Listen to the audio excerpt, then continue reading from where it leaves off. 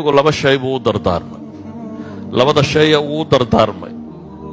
waa labada shay ee sababa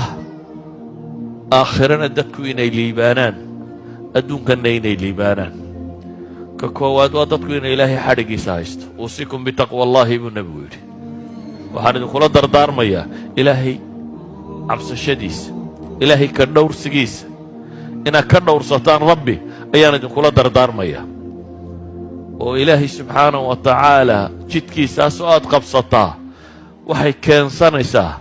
aakhiriya adduunba inaad liibaanto waman yattaqi illaaha yajcal lahu makhraja wayarzuqhu min xaysu laa yaxtasib waman yattaqi illaaha yukafir ilaahay qur-aanka waman yattaqi illahi misuu ku tilmaamay ninka ilaahay ka cabsada dembigiisa la dhaafaya ninka ilaahay ka cabsada mashaakilkiisa loo fudaya ninka ilaahay ka cabsada yajcal lahu min amrihi yusra arrintaa loo fudaydinaya ninka ilaahay ka cabsada يجعل له